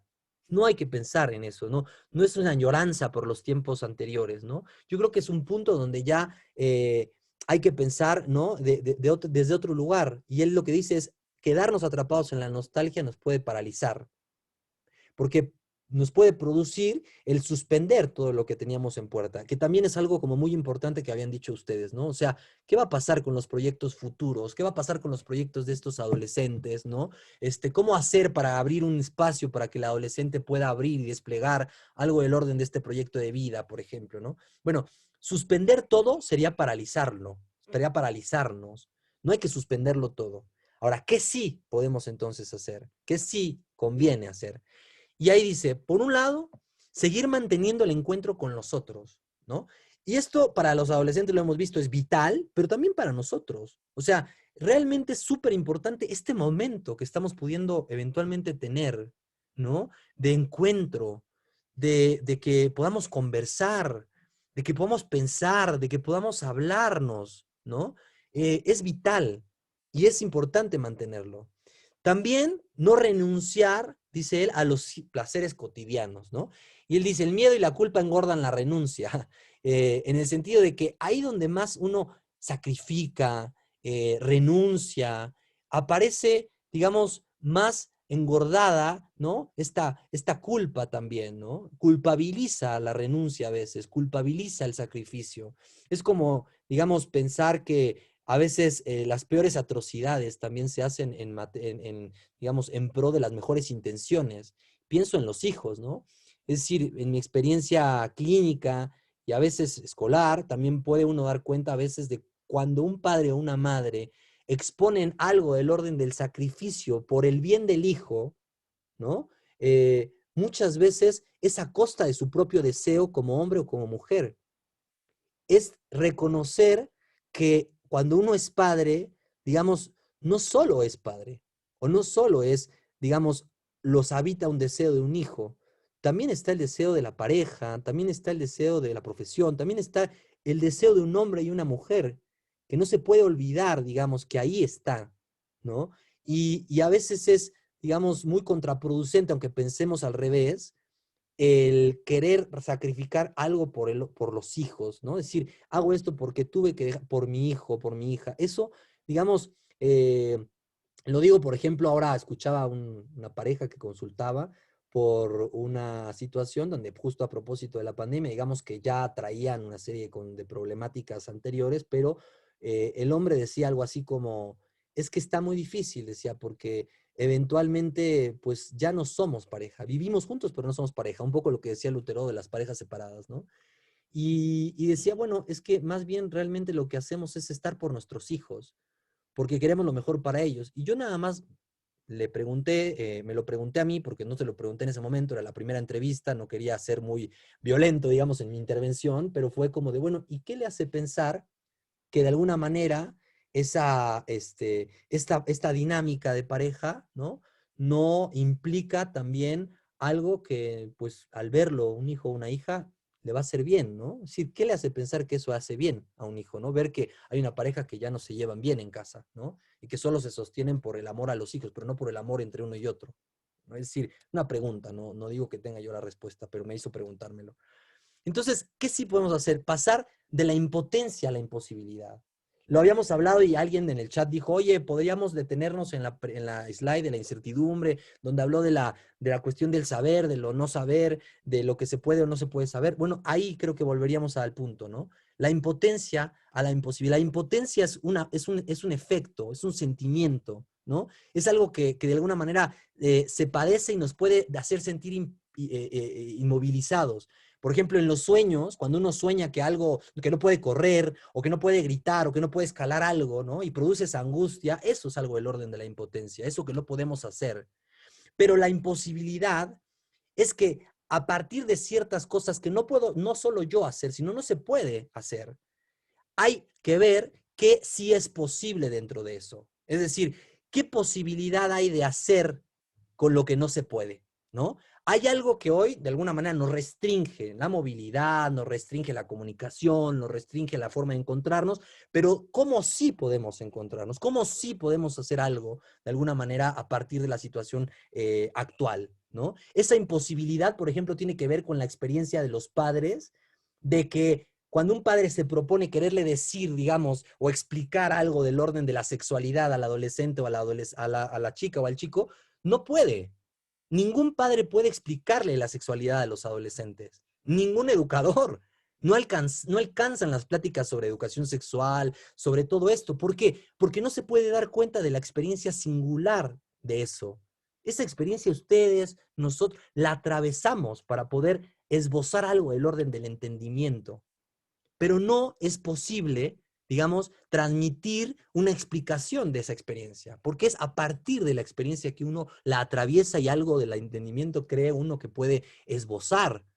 Pero por eso es una imposibilidad, porque de alguna manera no hay nadie que pueda darle cuenta a un hijo o una hija de los misterios de la sexualidad, por ejemplo. Pero eso no te hace ni bueno, ni mejor, ni mal padre, porque en realidad nadie puede, ¿no? Esa es una diferencia entre impotencia y la imposibilidad.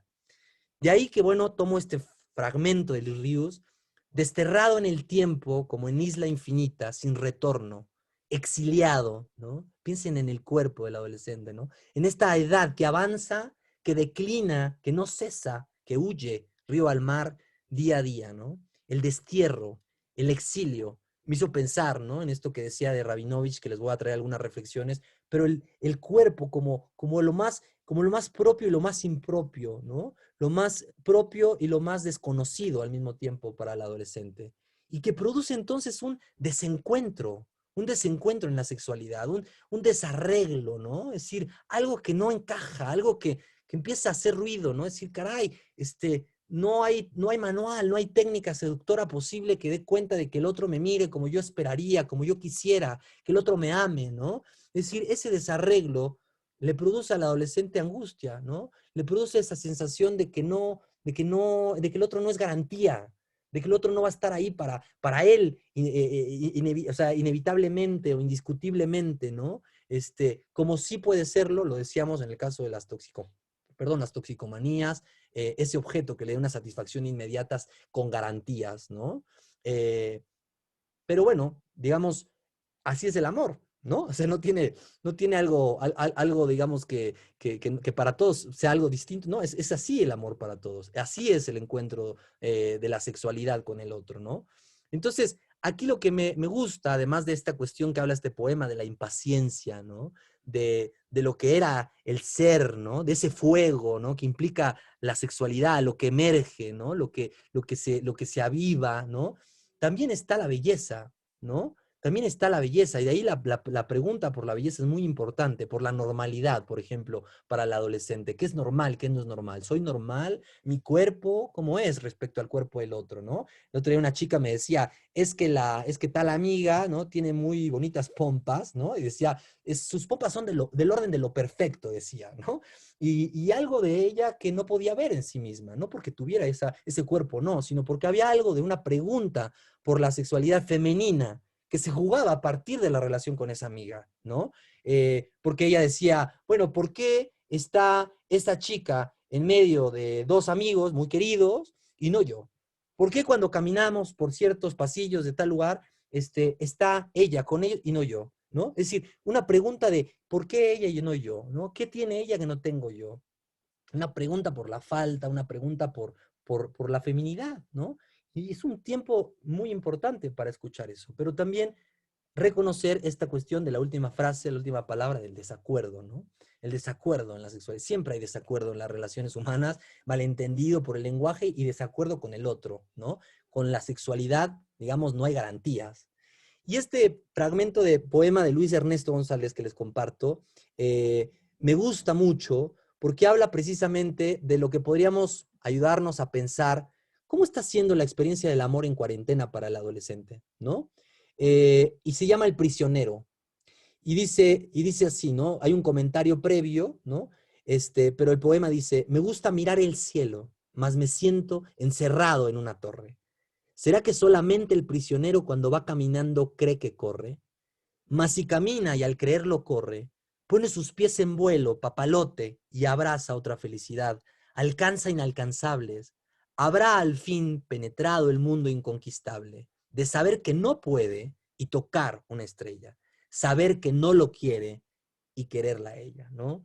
Es decir, esta cuestión de el cuerpo adolescente sigue siendo un gran desconocido, dice él. Duele, ¿no? Cruje, se estira, cárcel y libertad al mismo tiempo, ¿no? Algo que lo habita, pero que al mismo tiempo lo exilia de sí mismo.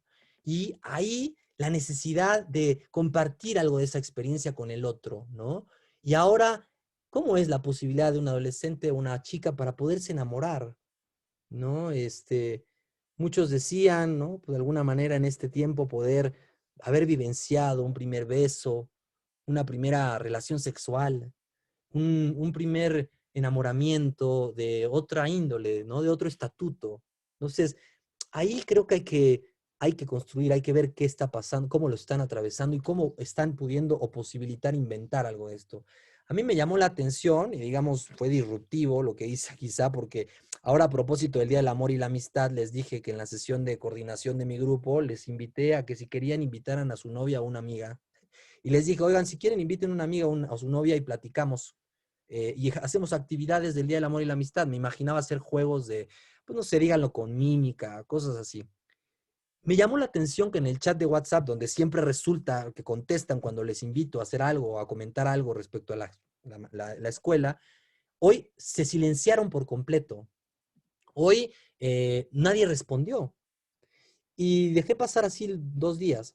Y hoy les dije, oye, ¿qué pasó, no? ¿Por qué el silencio? Por qué no se animaron y dijeron, venga, vamos a hacer, ¿no? Vamos a invitar y sí.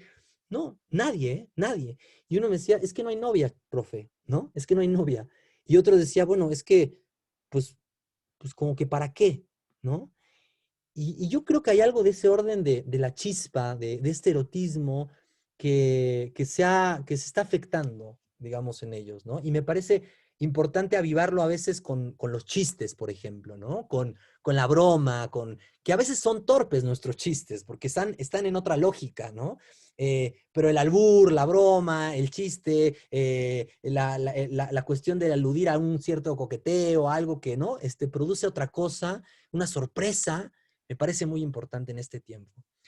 De ahí le recomiendo en Amazon Prime, hay una serie se llama Amores de Historia, me pareció muy bonita porque trae varios capítulos. No he visto todos, pero el que le recomiendo es el capítulo 5, que se llama David y Lina. Cada uno tiene un nombre como de la pareja que de alguna manera cuenta su historia. Son relatos reales, sobre todo que tienen que ver con Argentina en el tiempo de la dictadura, ¿no? Y entonces, este capítulo se lo recomiendo, no se los voy a spoilear, pero de alguna manera lo que dice en el texto es justo esto. En el 76, un chico acaba como prisionero político, digamos, en tiempos de la dictadura, y conoce ahí un hombre que le escribe a su hija, porque se podían solo escribir entre familiares de una cárcel a otra, y le invita a este joven, el padre de esta chica, a que le escriba a la hija, ¿no? Y bueno, pues a partir de las cartas, ¿no? De las palabras, se van enamorando hasta que años después, en el 83, de alguna manera con la democracia los liberan y se pueden encontrar y bueno, al final cuentan del capítulo que obviamente se presenta como algo novelesco, pero al final los personajes reales dan su testimonio respecto a ese amor y cómo fue que se construyó. Y me pareció muy interesante porque así como amores de historia en tiempos de dictadura, o en tiempos de guerra, ¿cómo serían los amores de cuarentena, no? Sí, a mí me gustaría escuchar historias de amor de cuarentena en los chicos, ¿no? Y creo que podemos invitar un poco a que los chavos puedan abrirse esa posibilidad.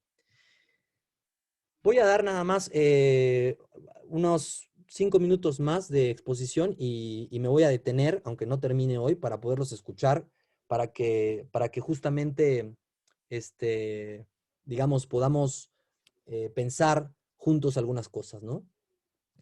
Con esto quiero terminar nada más, ¿no? Decir, pensar el exilio es pensar como esta imagen de Emigrantes, una novela, de como una especie de dragón, ¿no? Que está como invadiendo los hogares, ¿no? Que asedia. Pero es que algo de lo familiar se nos vuelve extraño cuando hablamos del exilio. Y el exilio y el cuerpo, hablamos del adolescente, estamos en eso, me parece que es importante pensarlo, ¿no? Cómo algo de lo que era propio nos parece hoy desapropiado, nos fue de alguna forma desposeído, ¿no? Eh, y en ese sentido, ¿cómo entonces podemos, desde lo que propone Silvana Rabinovich, no sobre los adolescentes, ¿no? Sino esta cuestión de exilio y pandemia, ¿no? ¿Cómo nosotros podríamos, de alguna forma, posicionarnos ante ese exilio, como cada uno lo vive? Ella habla de distintos tipos de exilio que vamos a ver después, habla del exilio de la disposición y del exilio en el sentido del estar sitiado, ¿no? Como estas escaleras donde de pronto uno siente que, como en los sueños, a veces uno sube una escalera de cabeza, ¿no? No sabe exactamente para dónde va, ¿no? Eh, pero implica un tiempo. Y yo creo que lo que ahorita estamos haciendo es construir un tiempo que no existe, un tiempo de compartir, ¿no? De inventar y crear un tiempo en medio de todo esto. Y eso es apropiarnos de algo del orden de lo que se nos ha sido desposeído, ¿no? Eh, bueno, de aquí voy a parar hasta ahorita para poderlos escuchar y me gustaría eso, conversemos un poquito. Por el chat también pueden eventualmente comentar, preguntas, dudas, inquietudes.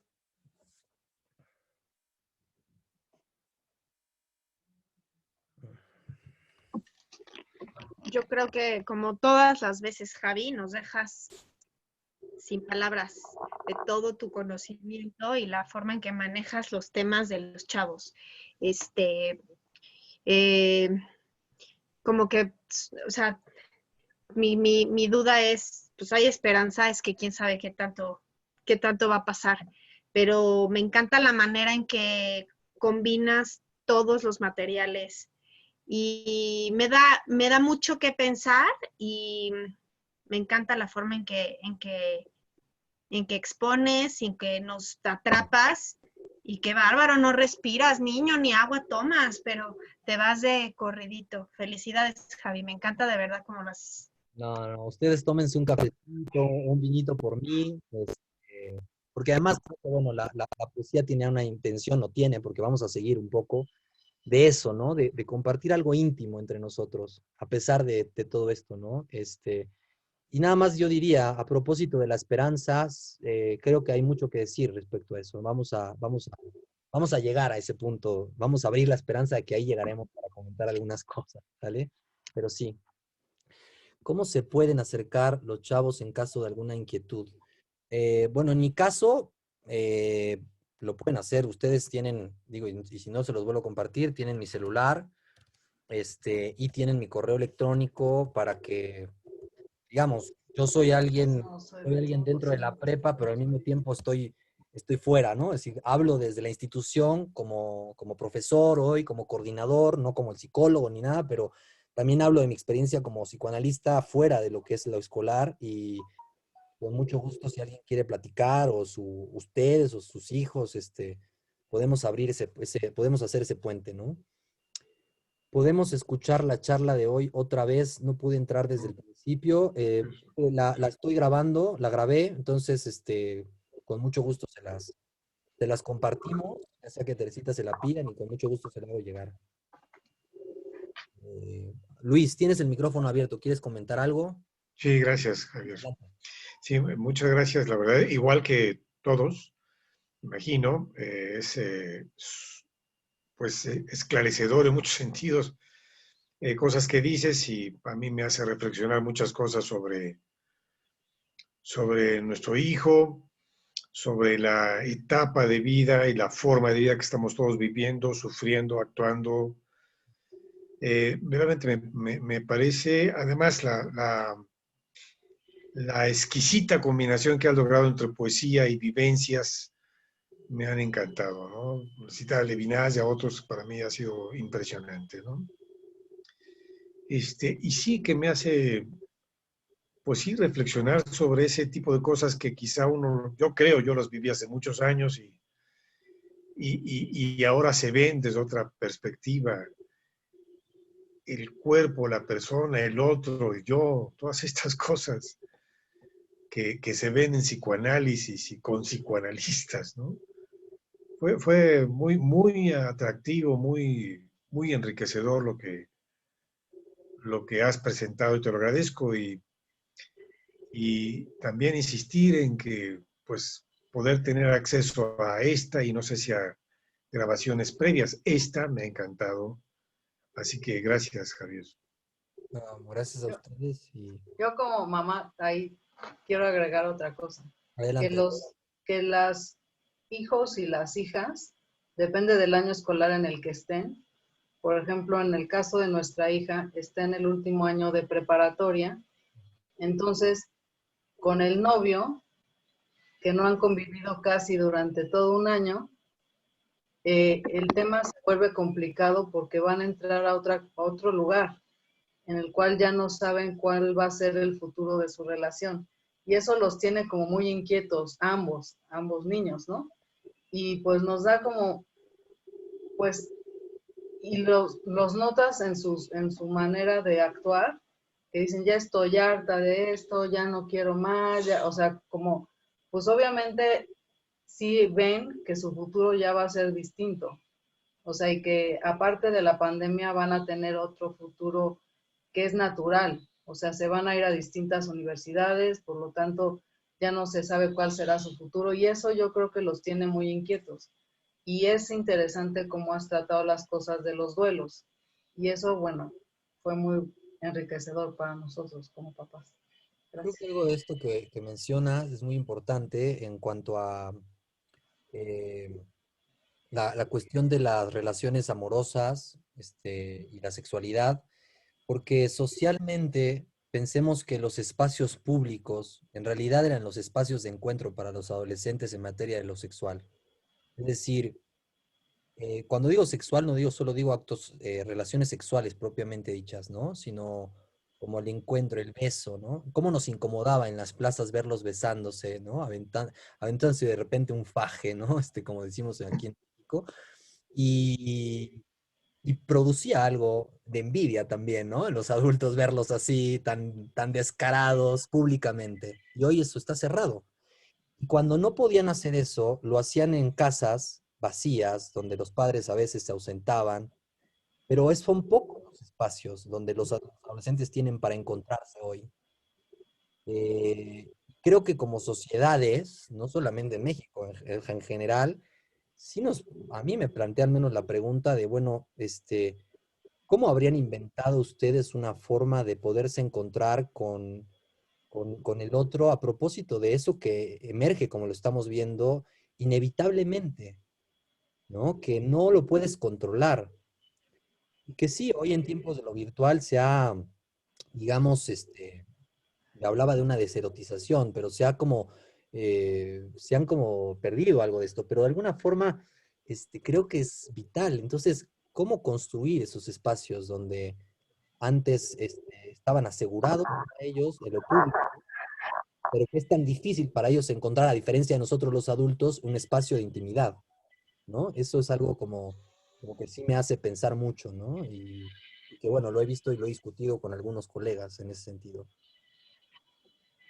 Marta levantó la mano. Sí, hola, hola Javi. Hola, ¿cómo estás? Bueno, pues ya está de más, pero pues no quiero dejar de felicitarte por tu asertividad y tu empatía.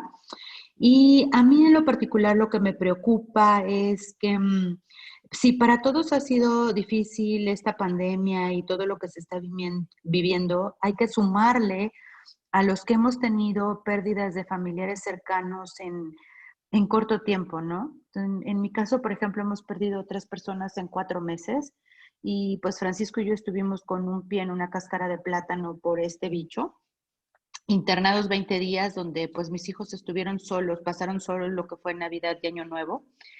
Y a mí a veces no sé cómo manejarlo, porque no nada más era el miedo a contraerlo, sino ahorita es el miedo a contraerlo y a traernos cualquier otro bicho que nos ponga en riesgo a nosotros. Y eso, sumado a todo lo que están viviendo, pues les genera, sobre todo a Bernardo, que pues está en el primer año de prepa, le genera pues cierta inseguridad, miedo, que te juro que a veces no sé cómo decirle de que tranquilo, ¿no? O sea, pues la muerte es un proceso natural y pues en este caso lo hemos tenido como muchos casos muy cercanos, pero pues bueno, tarde o temprano iba a suceder. Entonces no sé cómo ayudarle a controlar ese miedo de pues, que la vida tiene que seguir, ¿no? O sea, en un momento vamos a tener que salir tarde o temprano.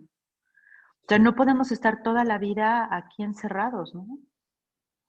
sí. Entonces eso me asusta y a veces no sé qué sugerirle, no sé cómo manejarlo, pues bueno, se están perdiendo tantas cosas. Sí, yo creo que sí.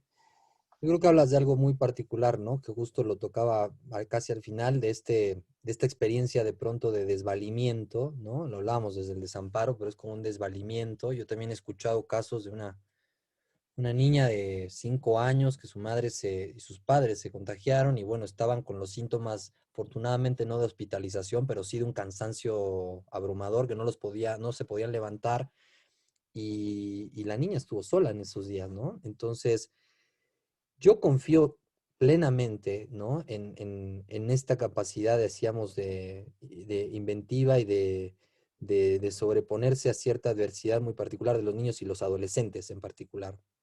Sí, los habita el miedo, pero también yo escucho y con gusto veo jóvenes que están haciendo un trabajo hacia adentro de sí mismos, ¿no? Muy importante. O sea, quizá es un tiempo para todos, y lo ha sido desde la inicial cuarentena, donde parecía un paréntesis, ¿no? Y que no lo fue, eh, donde hemos tenido que pensar hacia el adentro para poder como adentro encontrar otro espacio en nosotros mismos, ¿no? Encontrar otro que nosotros mismos también podemos ser. Y eso, los adolescentes creo que hay que sin duda acompañar como educadores en las escuelas, los padres, en el sentido de poder como ir ayudando a acotar esa meta, ¿no? Cercana. Yo ahora hablaba con este chico que les estuve comentando hoy, me decía, es que esto que haces me gusta, dice, porque puedo ir poniéndome metas, yo les pido que me den objetivos, ¿no? Les digo, a ver, dame 3 objetivos a corto plazo que sean medibles, ¿no? O sea, como que los voy poniendo un poco ubicando en algo que acote, no de aquí al final del año, sino de aquí, a ver, de aquí a las 2 semanas que vienen de exámenes, ¿qué vas a hacer? ¿No? ¿Qué te propones? Pero a ver que sea real y los cuestiono. Digo, a ver, esto no. Entonces, de pronto, él decía, lo que me doy cuenta es de que esa meta después va a ser otra, y después va a ser otra, y después va a ser, y entonces, o sea, eso es el devenir, hombre o mujer. No es llegar a un lugar donde habría que llegar, porque ese es el punto de llegada, ¿no? Como el horizonte, sino que es ese punto de construcción a partir del paso a paso. Y creo que ahí hay que enfocar hoy para todos un tiempo a tiempo, o sea, un paso a paso que va construyendo un tiempo nuevo que no sabemos a dónde va a llevar, pero que sí propicia la posibilidad de ir acotando un poco la angustia, lo hablábamos, ¿no? Pero es como este paso a la vez, que ahí la pregunta va muy relacionada con alguien que ponía en el chat, ¿no? O sea, la cuestión de la frustración, ¿no? En los adolescentes. La frustración tiene un efecto, este, también en el psicoanálisis no lo vemos mal frustrarnos, ¿no? No es tan problema, al contrario, es lo que frustra empuja a veces a otra posibilidad, ¿no? Es decir, el equívoco, el error, el fracaso, ¿no? Que hoy aparte es tan exigente para los adolescentes esto de no fracasar, de ser exitosos, ¿no? Creo que hoy esto no es un fracaso de cada adolescente, no están fracasando ellos en cada uno, fracaso, o sea, el mundo está en crisis, digamos. Pero singularizar esa frustración es poderle dar nombre a decir, bueno, a ver, ¿y qué sí puedes hacer? Lo que decíamos, ¿no? Es decir, ¿qué sí puedes hacer con lo que puedes, con lo que tienes, con lo que se puede inventar?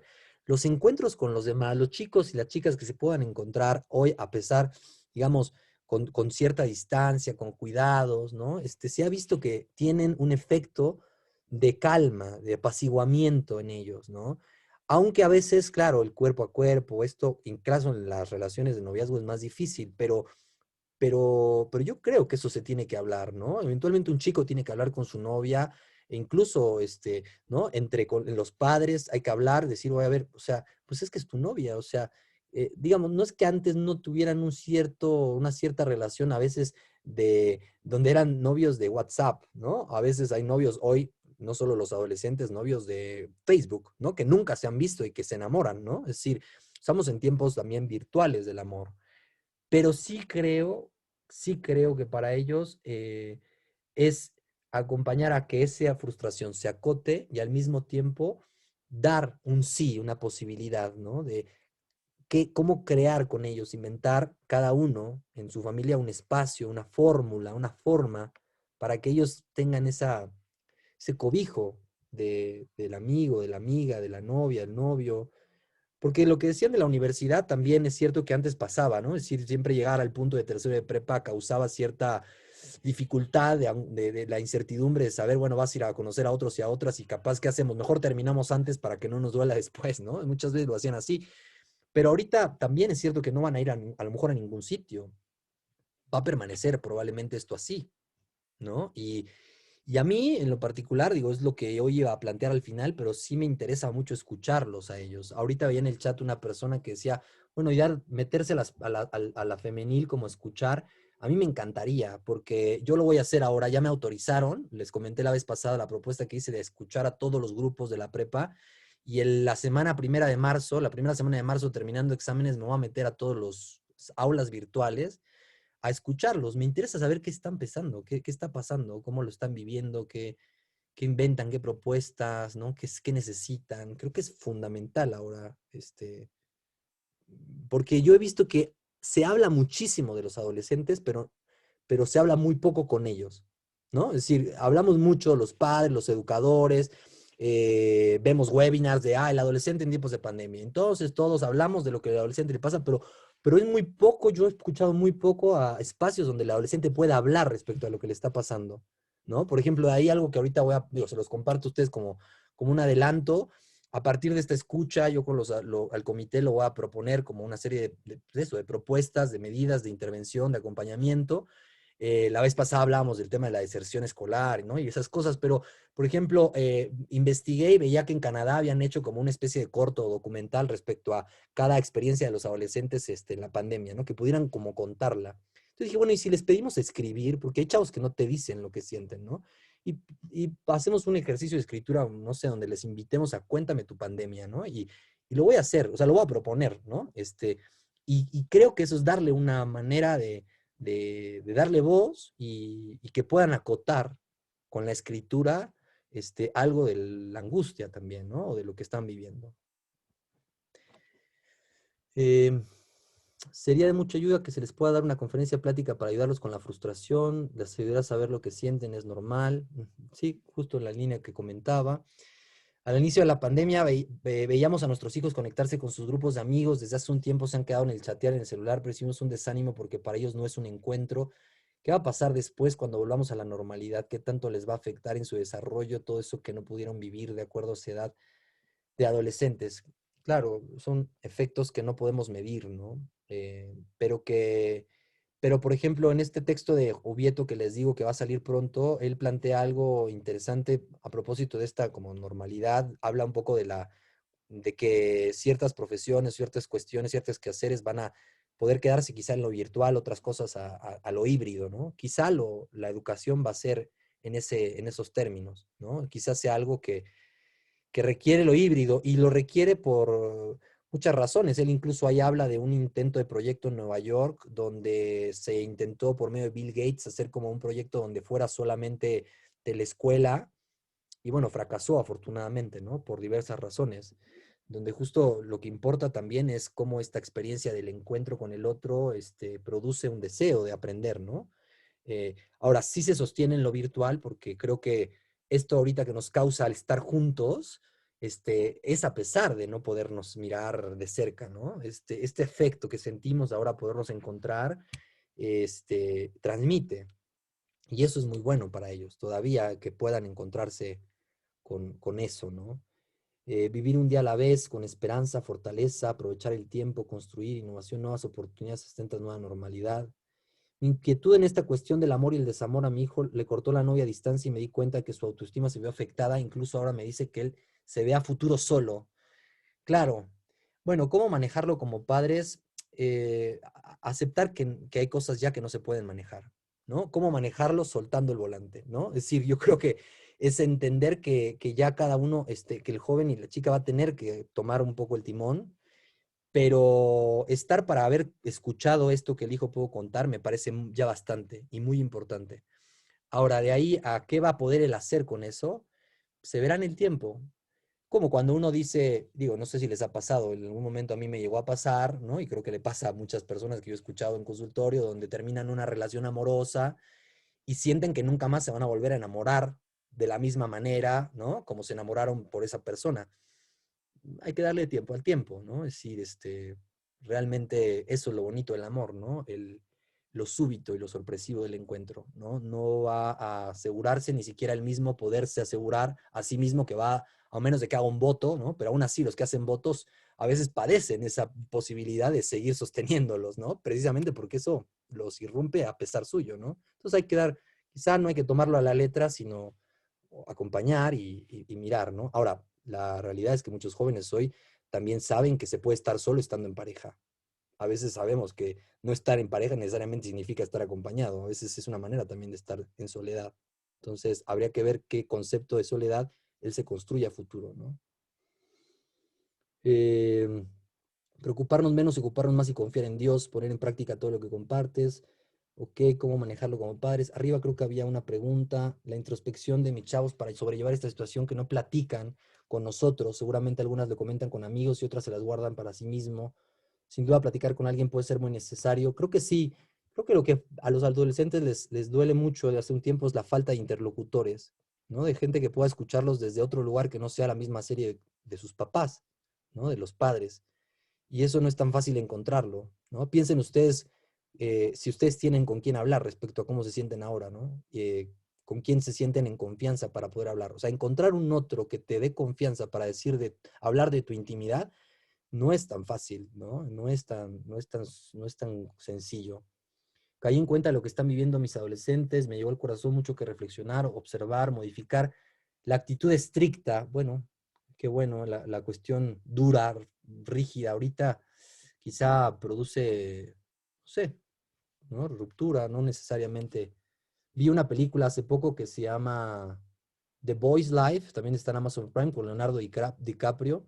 Me parece interesante porque habla de un adolescente que tiene una ausencia ahí de un padre, y después un como padre adoptivo, que es un excelente actor, creo que es Al Pacino, pero bueno, lo somete como a esta lectura educativa previa que teníamos de la letra con sangre entra un poco, ¿no? Y hay que como moldear el árbol torcido, ¿no? Bueno, hay que ver los estragos que eso produce muchas veces, ¿no? Creo que esa película lo ejemplifica. A ver, vamos a ver. Por lo que leo, muchos de nuestros hijos están en solitario, no muy en contacto con otros como al inicio, es cierto. A veces mi hijo solo convive con otros en videojuegos, en los chats es menos. Ahora hasta prefiero que juegue en grupo porque lo escucho reírse y bromear para pasar días y a veces ni juega con otros ni habla conmigo. Sí, ahora, el tema del no hablar de los adolescentes, siempre hay que pensar todo esto caso a caso, ¿no? Porque creo que es una importante como cuestión ética de la singularidad de no sobregeneralizar. Pero el mutismo adolescente a veces tiene que ver con esta también imposibilidad, vean lo que hemos hablado ahora, de poder nombrar lo que les está pasando. Y si hablamos de todo lo que les pasa, pero que no pueden reconocer ni ellos mismos qué es y ponerlo en palabras, no es que no te hablen porque no quieran contártelo, sino porque no encuentran ni siquiera ellos mismos las palabras para poderlo decir. De ahí que hay que ser un poco pacientes y a lo mejor un poco inventar, como yo les decía la otra vez, y lo decía alguna persona, escribir, pues regalar una libreta, regalar hoy en día un diario, regalar algo que pueda ser algo íntimo, propio del hijo o la hija, puede ser una puerta abierta, que igual toma, igual no toma, ¿no? Hay escuchado casos de una niñita de 11 años diciendo, tengo un diario de cuarentena. Bueno, estaría genial, ¿no? Porque ahí está hablándole a otro, que no eres tú, pero está hablando con alguien, está escuchándose, está en un diálogo con el diario, ¿no? Entonces, eh, y cuando no, pues bueno, a veces un interlocutor, un tercero puede ayudar, ¿no? ¿Podrías dar una plática a las alumnas de la prepa? Me encantaría, si me invitan, con mucho gusto. La verdad, no depende tanto de mí, pero sí, con mucho gusto, si me invitaran, me encantaría escucharles. Eh, bueno, creo que en el chat ya no aparecen más cosas. ¿Algo más que quieran agregar? Convive muchos videojuegos. Sí, lo de los videojuegos creo que es muy importante, muy, muy importante. Pensarlos de otra manera ahora. Ya después se verá cómo van a virar hacia otra cosa, ¿no? Pero sí, esta fase en los futuros caminos tomarán estos chavos pandémicos. Bueno, no sé, algo más que quieran comentar. Podemos parar aquí y la próxima nos vamos a volver a ver, afortunadamente, ¿no? ¿Algo más? Bueno, bueno, bueno, la dejamos aquí. Voy a continuar con lo que mostré. Si quisieran, yo lo que me propondré hacer es avanzar hasta donde yo quisiera dejar como algunas ideas, pero me gustaría que si pueden, vean la película de la Sociedad de los Poetas Muertos, ¿no? La Sociedad de los Poetas Muertos. Y para las mujeres, desafortunadamente no encontré la sonrisa de la Mona Lisa, la sonrisa de la Mona Lisa, una película de Julia Roberts, porque o sea, la de los poetas muertos es de una de puros varones y la de la sonrisa de la Mona Lisa es de puras mujeres, pero desafortunadamente ya no está en Netflix, ya no la encontré en Amazon, no la encuentro en Cuevana. Entonces, si no la encontraran, no se preocupen y veamos la Sociedad de los Poetas Muertos para que acá lleguemos y la comentemos juntos. ¿Por qué? Porque la última sesión me gustaría que abordáramos a propósito de todo esto, la esperanza, el proyecto, la vida, el futuro, pues hablar del vocacional, digamos, ¿no? El adolescente, es lo último que quisiera trabajar, pero entre la poesía y la vocación, la Sociedad de los Poetas Muertos nos viene perfecto. Entonces, una invitación y la comentaríamos abiertamente aquí, ¿vale? Está bien, gracias. Gracias a ustedes. Descansen, cuídense mucho. Gracias, Javi, que Dios te bendiga. Muchísimas gracias, Javi. Cuídense. Les agradecemos a todos los que se conectaron. Gracias, Teresita. Bye. Gracias, Javi. Buenas noches a todos. Muchas gracias. Cuídense. Bye, bye, bye. Gracias, buenas noches. Buenas noches, gracias. No sé cómo salir. Bye, bye. Gracias, buenas noches. Ay, gracias, gracias, gracias.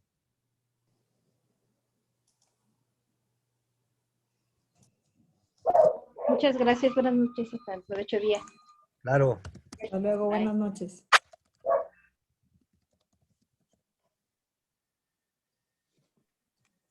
Hola, disculpa, buenas noches. Yo Hola. entré tarde a la plática y no sé, me gustaría escucharla. Por cuestiones de salud no pude estar a tiempo, Claro. pero sí me gustaría escucharla. ¿Dónde la puedo escuchar?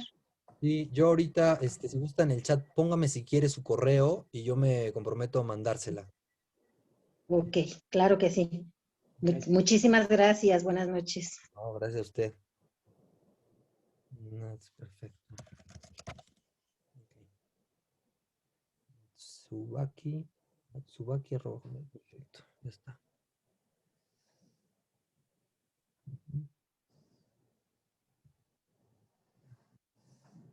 Buenísima, Javi. Como siempre. Vamos a. Ya te lo puso. Ya, perfecto, lo voy a anotar porque.